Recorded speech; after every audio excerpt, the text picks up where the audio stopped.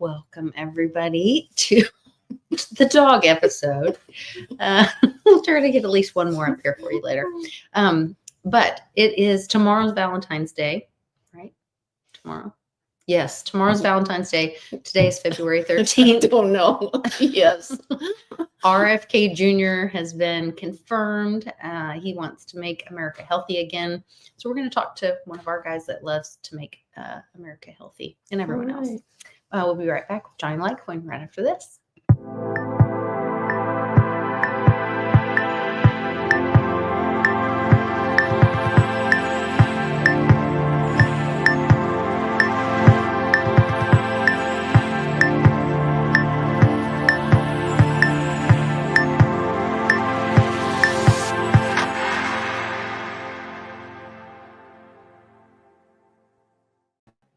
Welcome back, Johnny. Good to have you. It's the dog episode.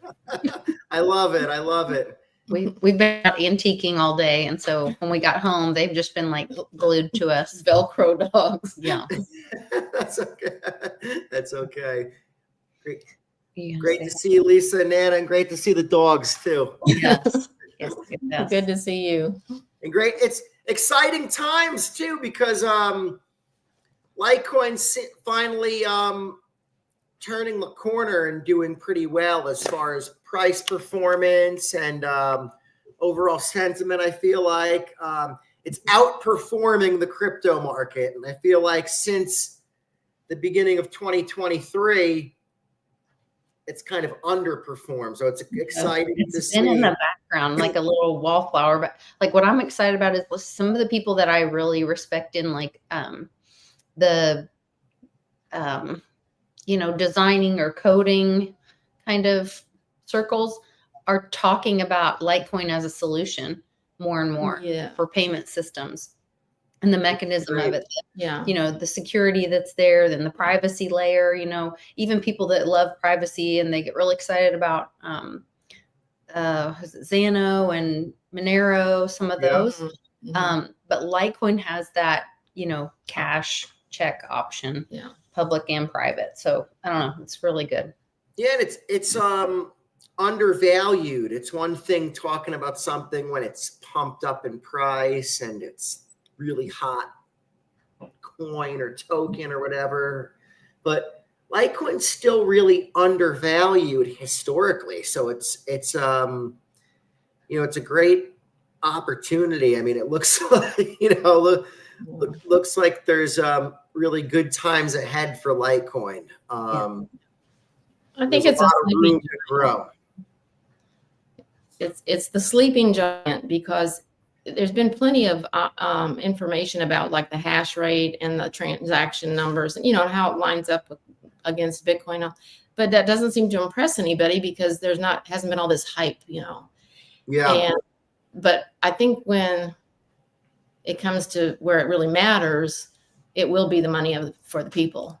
Yeah. And at that point, of course, the moon is going to be right there. You'll be able to reach out and touch the moon. Right. I was watching a show. More people have been talking about Litecoin. But I was watching one show and the guy was it's pretty technical. They went about it in a different manner. So normally I don't like just people showing charts and that stuff, but he said that he sees Litecoin going to 3% of the overall crypto market. And so right now the crypto market is around 3 trillion, maybe a little more. Mm-hmm. So that would mean Litecoin would have a market cap of 90 or 100 or 100 billion around there. And the market cap of Litecoin's probably around 9 billion right now. Look it up exactly. Hold on. Mm-hmm. Litecoin market cap is 9.53 billion at a price of $126.17 a coin. So if you gave it a market cap of 90 billion, the price is 10 times higher, a 10x. Now, that's with saying all the crypto market in the whole is kind of cold right now. That's what's saying everything else stays the same in price. Mhm. What if the market just grows in general and the crypto market's worth 5 billion overall? Then you're talking about $150 billion Litecoin market cap. Then you're Mhm. talking a Litecoin price of closer to $2,000. Mhm. So I just said, and I kind of looked at that as I could definitely see the crypto market growing to that, because that's not really that far from here as far as overall market size. So I was like, even if it does, Litecoin does half of that and goes to 1.5%, you're still looking at a price of around $1,000. Mhm. Yeah, I So think that's conservative. very conservative, very Well, conservative. I think people aren't realizing, like we were out antiquing today and whatever, and we're looking at some of the prices. And then, we've been in this like time warp Mhm. that of this hyperinflation, or I don't know that it's technically hyperinflation or whatever, but like literally most of the groceries cost 20 to 30.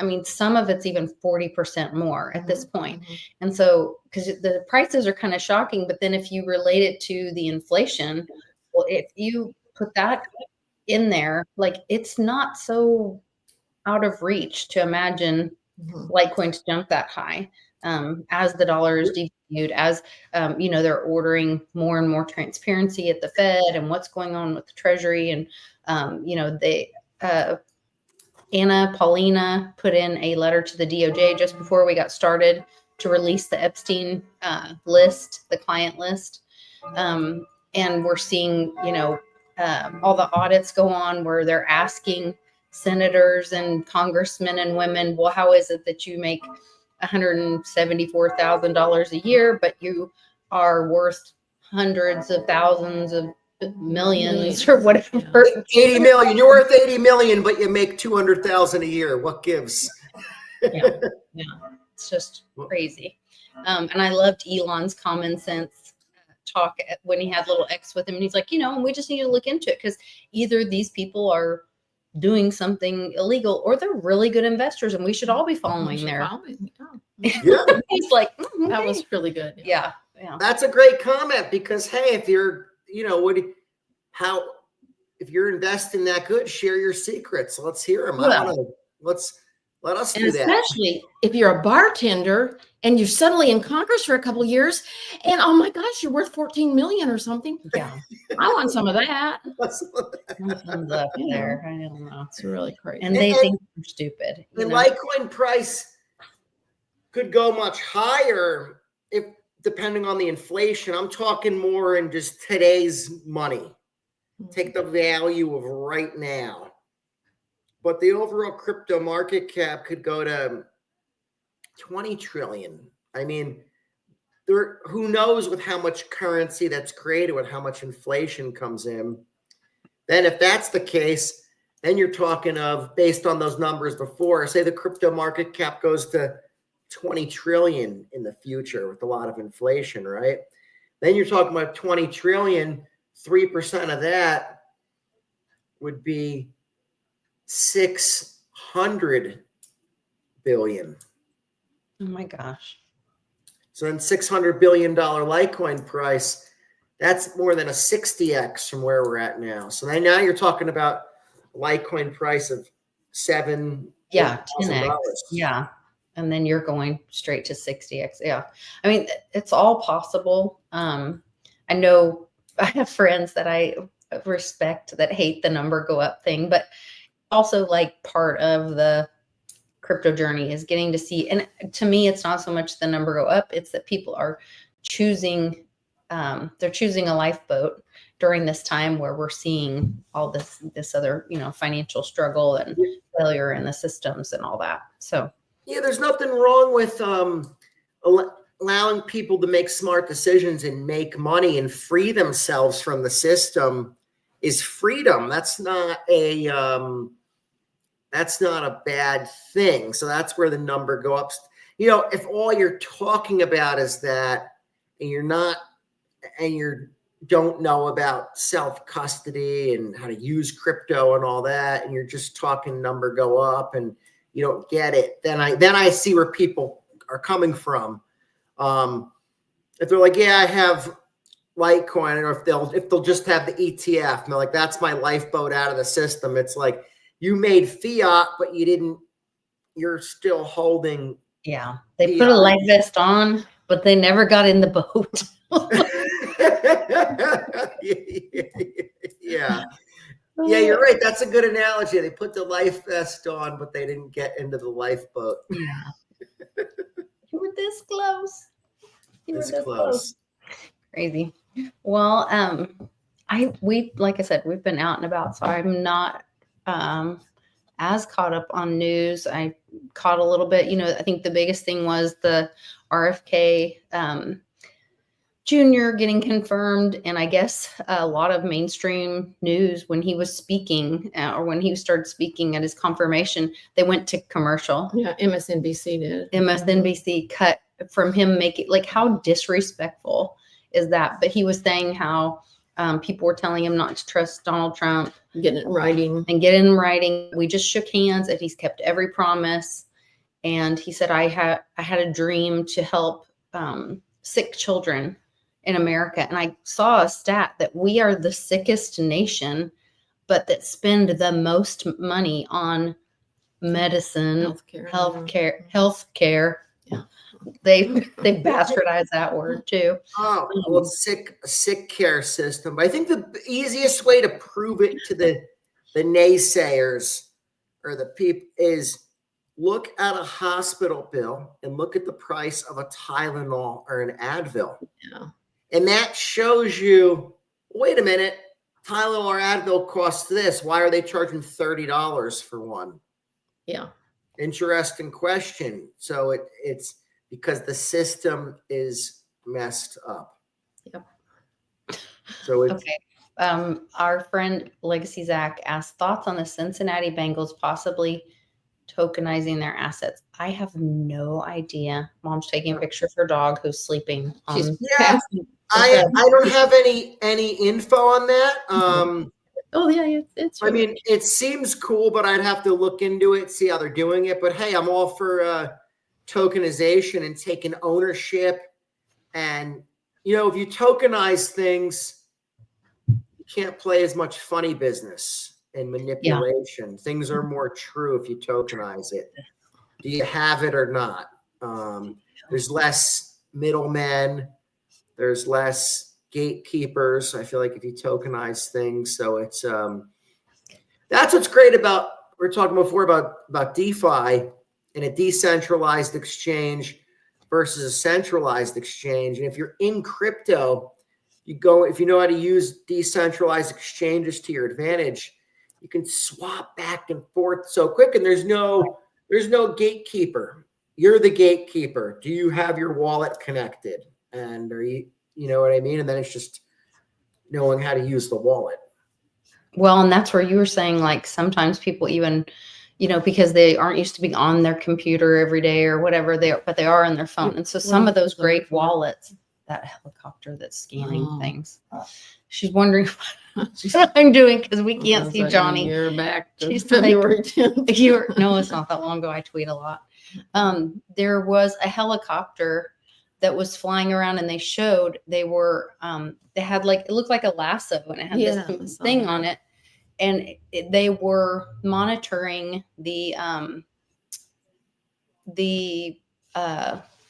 or collecting the assets, or monitoring, scanning for rare minerals, whatever, all in these different areas. Well, then I started thinking about those balloons that went over the U.S. That could have been part of that. That could have been us collecting. Because remember years ago when Mame was doing Mom and It Mondays with me, and her friends in Brazil. So she's an immigrant, an American, legally here, a legal person here, from Brazil. And she still had a lot of her friends from, growing up and whatever in Brazil that she stayed in touch with. And she said, it's really strange, but kind of cool. Like this one, she's like a scientist or whatever. And she works, and they're starting to collect and do like a catalog of the asset of the Amazon.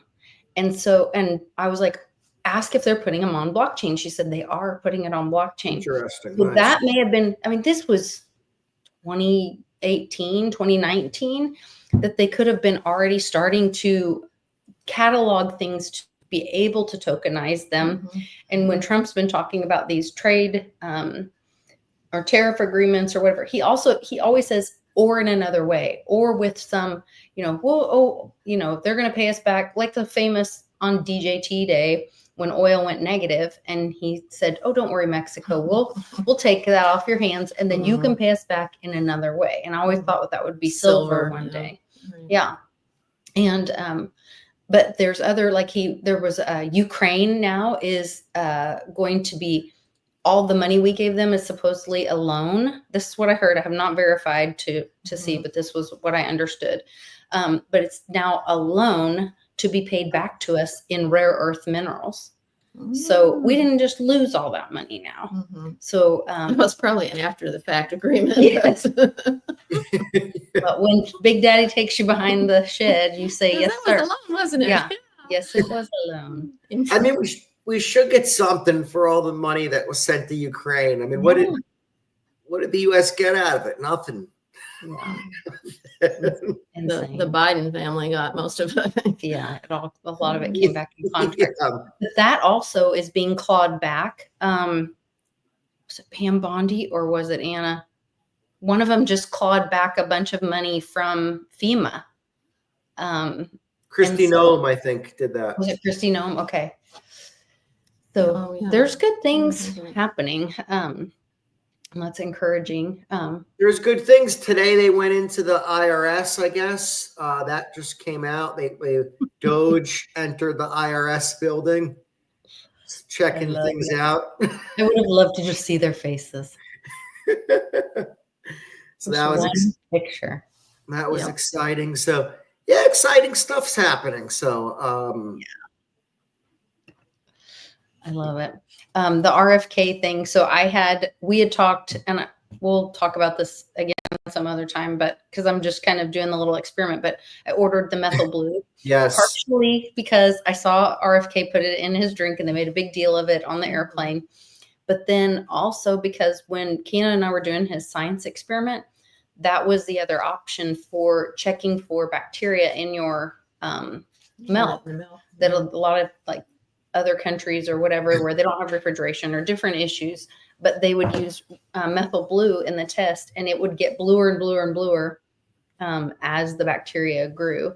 So I'm curious how that all is affected, but it's supposed to do all this, help correct your mitochondria. None of this is whatever I'm supposed to say. I'm not a doctor nor a lawyer. Anecdotal. This isn't financial advice, health advice, medical advice. I'm just telling my own personal experience in decision making and choosing to and I don't have a link or anything. I'm just sharing. You're just sharing your feedback on it. Sharing my experience. But today's the second day of, and I just was very conservative. I did 5 drops one time a day. I've seen people go crazy with it. But anyway, so we'll see how that happens. But it's supposed to improve your skin, mental clarity. A lot of people used it for if you get weed head, where you're kind of cloudy, foggy. Supposedly it's supposed to help balance that out, kind of get you in a better homeostasis kind of mind frame. Anyway, thank you, Wes. I'm not a doctor, but I'm beautiful. That's very sweet. You brought up a good point, though, Lisa. You're starting slow. Anything you take, everybody's body is different. So the recommended dose, you might need half of that or a quarter of that. You might be more sensitive to it for whatever reason. Everybody's body metabolizes things different. There's just so many different factors at play. So I've taken things that it says, you can take 2 grams of it, and for me 700 micrograms is really what is a lot. Well, and you think about what they've been telling, let's take a leaf or what do you call it, off brand, NSAID or whatever, NSAID. So I'm not slandering any business either. I don't know why we have to talk like this, but anyway. But for a year, if I had a pain or was achy, hurt my back, whatever, I would take something like That that. was pretty effective. And it's Yeah. effective, and so it seems okay. But it's ruining your But kidneys. years later, you find out it's destroying your kidneys, or whatever. And these long term, we didn't even know, even if something put a bandage on something immediately, they didn't really tell us the long term effects. And maybe that's because they were newer, but they do a lot of testing. Anyway, we can get into all that later. But I just think it's really interesting to see, like, now the truth is coming out, partially because we've had some longevity and people have made alternative choices. Like I was watching this Peter Santinello video, and he goes around and interviews people kind of in different situations. And there's this couple in Hawaii, and they use plants. Medicinal plants, and they were talking about, they brought up the NSAID issue and how, we would take it, but it was supposed to help you. You didn't realize it's destroying your kidneys or your liver or whatever it was. Yeah. Kidneys. Yeah. Put me in renal failure Yes. after all that.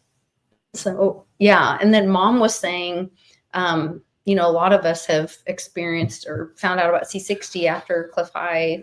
Kind of, I think he told everybody about it. I don't know where it all came I'm from. not sure where it started, but probably from him. Yeah, I think it was Cliff High was the first one I remember. That the two substances or supplement substances that Cliff High, I specifically heard him talking about was chaga mushroom, C60, and he turned me on, which I don't take anymore, but I did in the past, GABA, because that was in his Pure Sleep. Oh, yeah. I forgot about that one.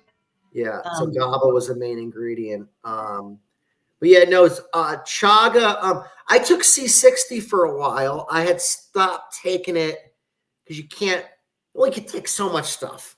Yeah. So I did take C60 for a while. Chaga, I still take chaga religiously. That's easy for us to add to our coffee. So when we make coffee, we grind our own beans, and then you just put a little mushroom powder in with your coffee beans, and it's real easy to do. Phenomenal idea. I actually believe, from my own experimentation, it has a synergistic effect with taking it with coffee. Oh, interesting. I feel like it's better to take it with coffee than just take it as a tea by itself. I feel like it has a better effect of how it mixes with the coffee, and just let it steep for about 8 to 10 minutes if you could, because that extracts what you want. I just put a tea bag in and let my go. hot coffee get on top of it and let it steep for a few minutes. Yeah, that's a great idea too, Nana. Right now I'm using a chaga tea bag. I used to use the loose grinds or the powder. I've been buying one. It comes from the cleanest lake in the world, which is in Siberia. Wow. I was taking a Maine chaga brand in Maine in the United States. That was cool. But I was like, wow, Siberia is a wicked climate. I was like, for this chaga to grow up there, it has to be really hard. That's what I'm thinking. Like, for mushroom to grow in a sub zero climate. Yeah. I mean, I don't That'd know. be pretty special. Yeah, that's kind of wild to think about. So in a tundra, I guess that'd be that's definitely like a permafrost up there, right? Yeah, that's what I'm thinking. So so that I'm really liking. And I've been knock on wood, I've had with the kids and stuff and people around, tons of people have been sick, but I've dodged the bullet. We have too, and we talked about that also. Right now, Cannon's white count is really low, which they're trying to figure out. But we've had him on because of Uncle Cliff's talking about he looked at like science. He was looking at the D levels of people that were being hospitalized during the Great Infection, and their level of D was super low. And so he was telling people, well, that makes sense. We're not getting the sun, we would need the vitamin D, and that would make so much sense why people are prone to get more sick in the winter, whatever. Yeah.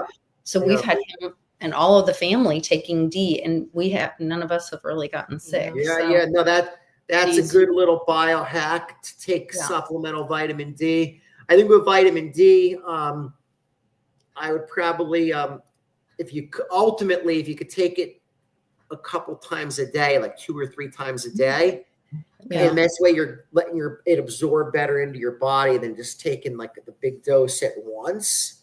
That makes sense. That's a good idea, really. Because they say you can take vitamin D in higher amounts than the recommended daily allowance. Like I think they recommend like maybe 400 IUs a day, or not even.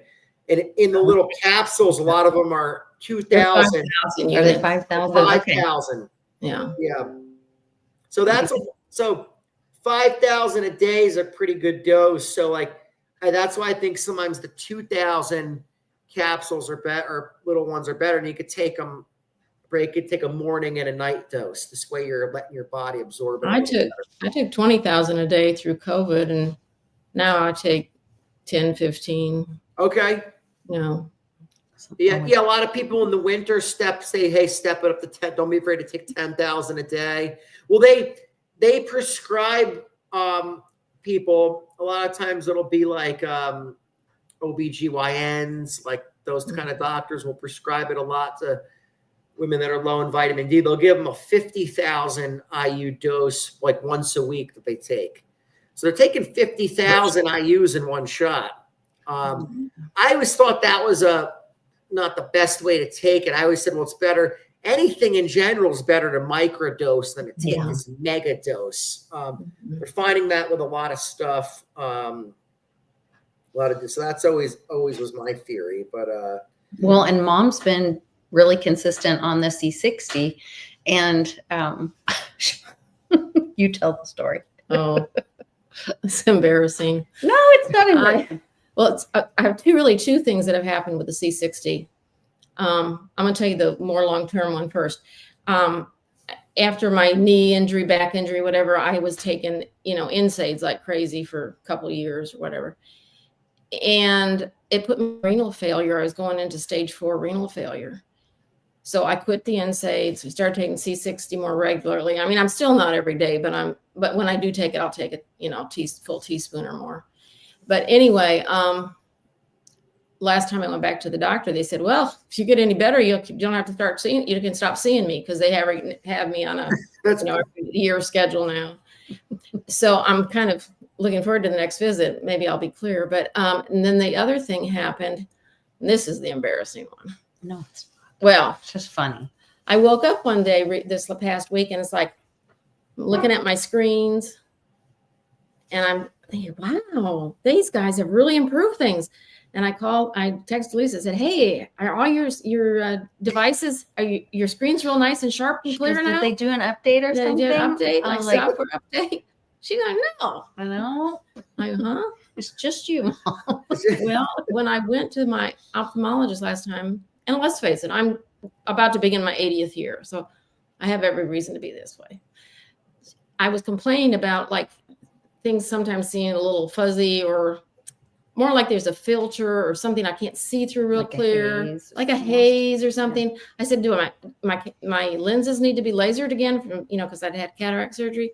She said, oh no, that's just, there's nothing you can do about that. When you get old, it's like you have little deposits in something. And well, I think the C60 has detoxed that, and all of a sudden it hit some critical mass, and I'm seeing clearer now. that's amazing. Yeah, I'm just flabbergasted. That's But I thought there's new software or something. I said, look at this. that's a cool story. Right, and here it is. The update makes everyone see better. I thought so. Yeah, I was like, Upgraded no. pixels. I think it's you. Yeah, so I'm excited about the RFK Jr. thing.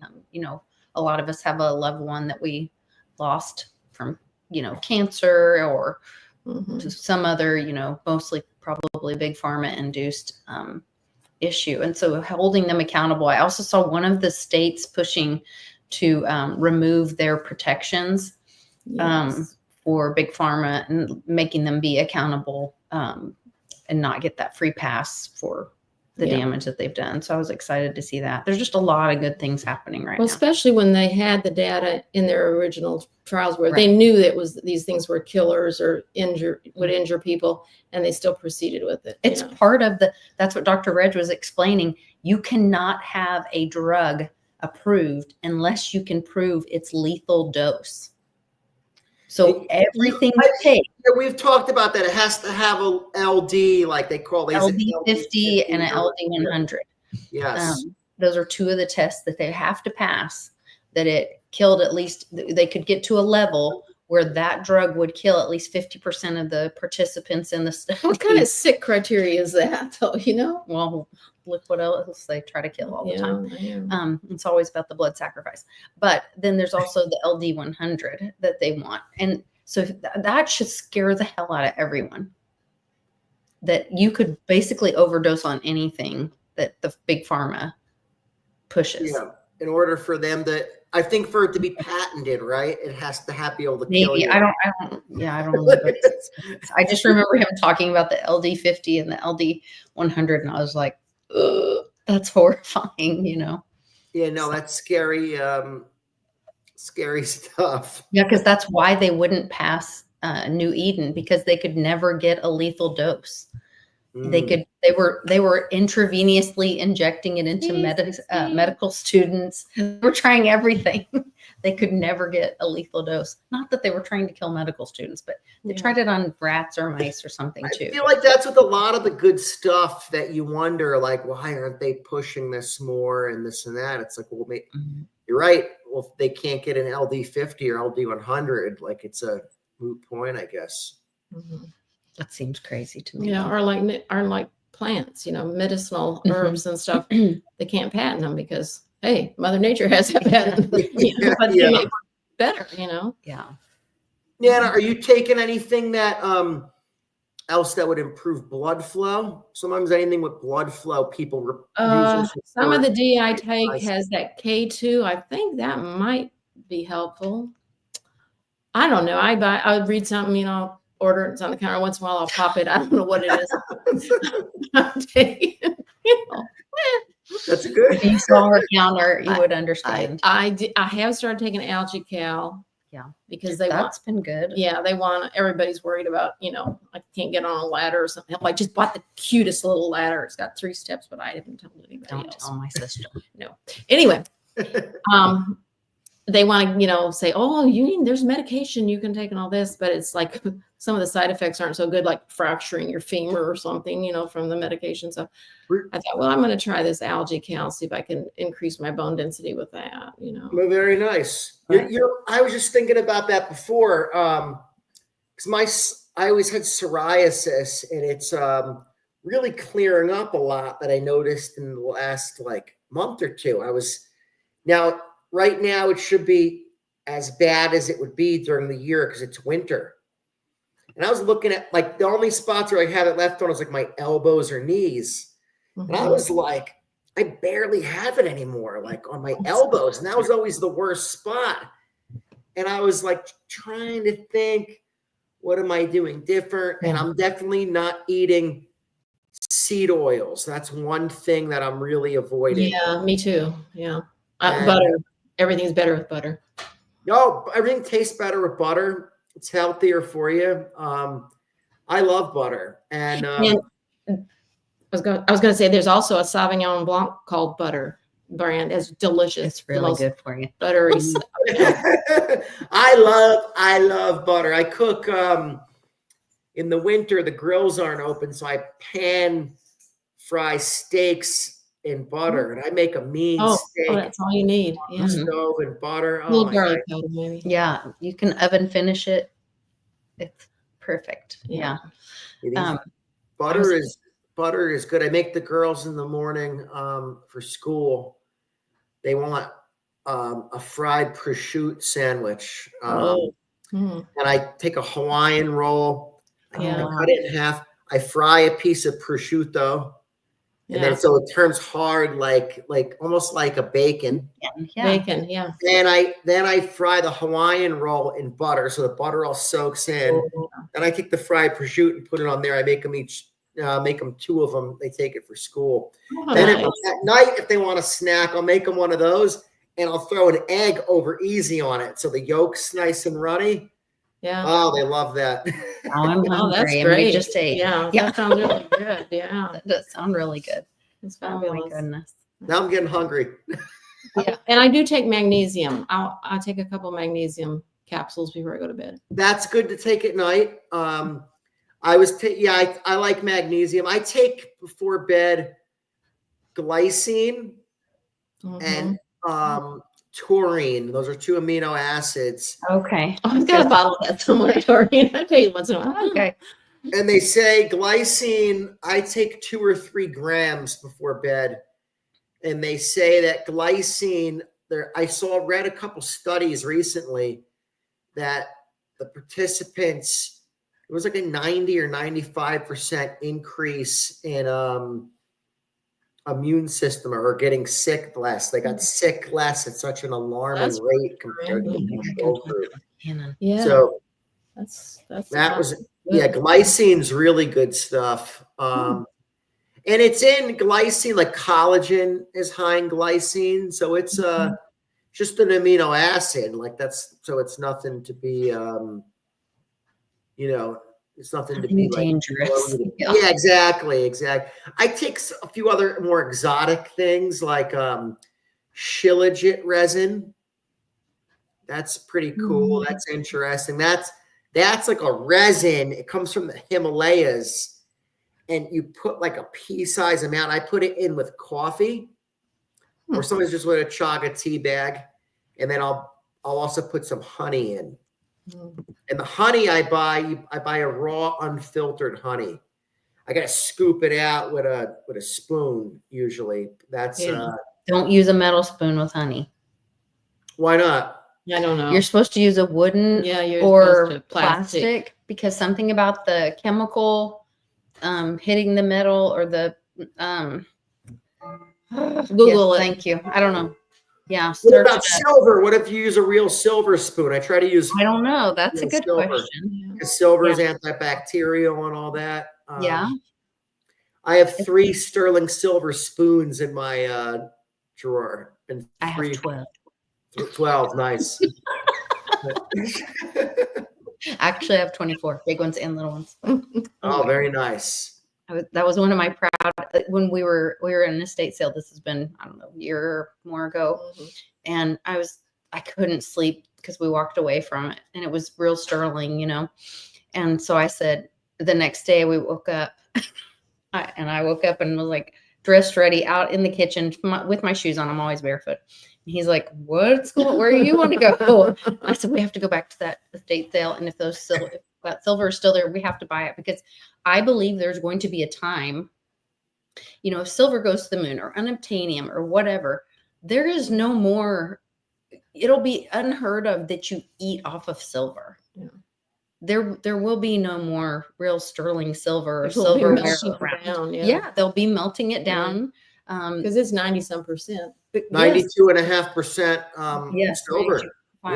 Is most of it. So anyway, I just thought it was something that I think I'm glad you did is escapable in the future. Like it's going to be a thing that like my grandkids are like, oh my God, you have silver. Where? Yeah, no, it's a good thing. I scooped up some one day. I went to a gold and silver dealer and he didn't have anything. And then he had some sterling silver. So I said, you know what? Just for my own use, I bought a few forks, a few spoons. And I was like, I'm just going to use them. And, yes, that's what we do. We use them. Put them in the dishwasher. We use them all the time. I keep them in the in the felt wooden box or whatever, so they don't oxidize while I'm not using them. But while we use them, and then I put them in the dishwasher. It's sterling silver. Like, oh yeah, I throw them. I throw them in my dishwasher. Same. No Picassos in the attic. Like, love what you love, but use it every day. Especially silver, it has a lot of benefits. So yeah, no, you're right. No Picassos in the attic. No. That's another great analogy. But no, sterling silver's and it's a good way to get cheap silver too. You're getting it. A lot of times dealers will even sell it to you a little under spot, I believe. Oh, really? Or right at spot. Well, I try to go like we haven't been to pawn shops around here. There's one about 2 miles from here. Okay. See, we've hit like all the thrift and most of the antique, do that tomorrow. but we could hit pawn stores. I have to go by the bank and we'll start hitting pawn stores now. And when we say hit, we mean in the nicest way. We're going to visit them. Going to visit them. Yeah. Not hitting pawn stores. Anyway. We're pretty dangerous. Drive the getaway car. You run in so fast. Yes. I've also noticed junk silver. There's been no premium on it at the places I've frequented. Really? Which that's not always the Eagle. case. I mean, depending on supply, there could be a pretty size of. I remember a couple of years back, there was a pretty good premium on junk silver. Huh. And there was one place we walked in and they had their junk silver and there was a walking eagle in there. And because it was like scratched and not perfect and whatever. And he's like, yeah, I'll sell it to you for that. And I got it for, I can't remember. I told Westwood because I sent him a picture. It was a long time ago, but I got it for like No premium. no premium. Yeah. nice.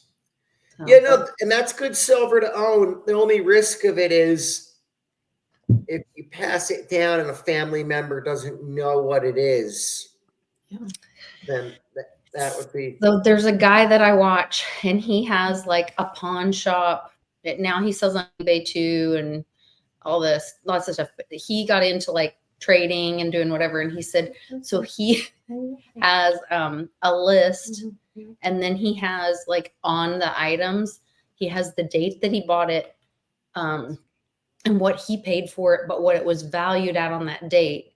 So that his kids will not, and his kids know what business he's in, trading and whatever, so that his kids will know, like, okay, don't just throw that stuff away. Don't give this away. Yeah. And what has value, what This doesn't. was valuable. Yeah. That's a good idea. That's the thing to me versus like a bar of silver. It's like, oh, okay, that looks valuable versus the, and I always say if you carry a 1 ounce bar of silver and around with you, you could show people. And I'd say an eagle, but an eagle actually weighs more than a 1 ounce bar of silver because an eagle's not, I don't think it's isn't an eagle cut with something else? So it's, Oh, I don't know. I think so. I think it I has. thought eagles were more valuable. Are, but No, it's more valuable, but it's bigger. An eagle is bigger in size than than a 1 ounce bar. Yeah, I think an eagle might have 10% copper in it, perhaps, and 90% silver. I'm not sure, but an eagle weighs more physically than a 1 ounce bar. Okay, speaking of copper, Trump ordered the mint to stop producing pennies this week. What do you think would be the motivation for that? We could look at it just on the surface that pennies aren't worth A penny. it's not worth a penny anymore. So in a way, it's just a good business decision that it costs 3 cents to make a penny that is worth 1 cent.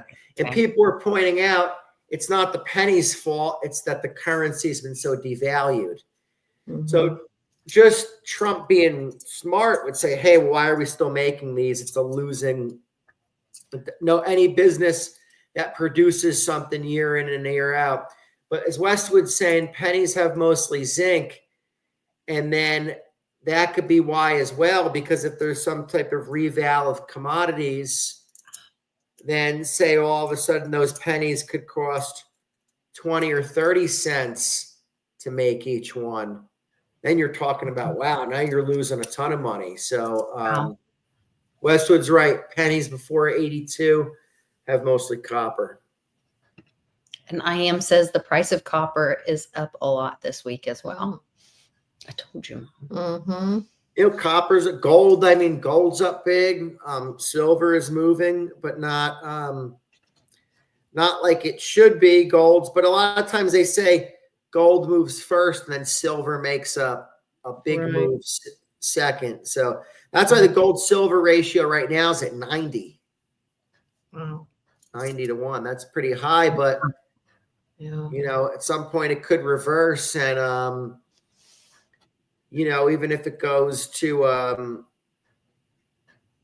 you know, I mean, even if it goes to 70 to 1, that's still a pretty good increase in the price of silver, especially if gold keeps moving.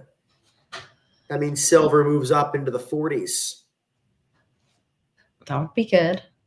And Then because once it hits 50, then it's supposed to just Game over. Yeah. yeah. Mhm. once it hits 50, then there's no back to that all-time technical high. skill. Yeah, there's no technical resistance, I guess, after that. But it's The dog is very distracting. I'm sorry. that's okay. That's okay. Like staring at me. Those sweaters coming down. Oh man, it's exciting. Yeah. Hoard Nichols, Westwood says they have 75% copper and 25% nickel, worth about 50 Wait, cents. what year nickels worth? Oh, worth about 0.54. Weren't nickels a few years back worth 9 cents a piece at one point? And there I was, don't know. I heard a story about one guy that bought $2 million worth of nickels. Whoa. Because he knew the value of them. That's interesting. I guess as a store of value, or he felt safe for whatever reason. He felt safe buying nickels. That's why, junk silver is a good, Yeah. it's a good thing to have in your silver stockpile. I think having different types of silvers is cool, not to have just Yeah. eagles or just this. Diversify even in your metals. Yeah. Yeah, Even in your types of silver, you're saying. Yeah. types of silver. Hey, it's good to have some 1 ounce bars, 5 ounce bars, 10 ounce bars, eagles. Maybe you have some sovereign coins from other countries, Canadian maple leafs or whatever. What do they call them? Philharmonics and Those are pretty. Mhm. yeah, different types of rounds and all that. Silverware, like we say, don't just have a Picasso in the attic. Yeah. You have some sterling silver that you actually use. There's silver's antibacterial. It actually is providing a health benefit. Yeah. Mhm. And you deserve it. Yeah. Every day. You deserve to eat like kings and queens What do you on silver. Mhm. So think? Yeah, it's cool if you make a nice. I think I did a tweet this summer. I made a nice steak outside with the sun shining. I said no better way to eat it than with a sterling silver fork. there you There you go. go. Yes, that is the good life for Mhm. sure. That's the good life. Making a nice ribeye or New York strip steak with a sterling silver fork. Absolutely. Just don't try to cook with it because Oh God, no. You would burn yourself. it gets hot quick. Where like a cheapo metal fork, you can put it in the steak, flip it, do all that. Using a sterling silver fork, cook with the lousy fork and eat with the sterling silver one, I guess. Yeah, that's one thing we had gotten the silver. And then as we would have people over, the kids mostly, they would notice like, if they ate something and left their fork in the food or touching the food, like if Charlie made stir fry or whatever, something that either your spoon is in the soup or whatever, then the handle would get hot. And they were so freaked out by that. And it's like, silver is a great conductor of heat. Yes. And so that's why another way you can test silver, I guess. So, It's doing its job. yeah. Paulie P asked me, am I going to the Litecoin In May. Summit in Vegas in May? Yeah. Unfortunately, I'm not going this year with my divorce and all that. I have limited travel time, unfortunately, so it's very hard for me to get away. And I actually had some prior plans that weekend. So I had something scheduled already. Maybe you'll make it out to Westwoods in June then.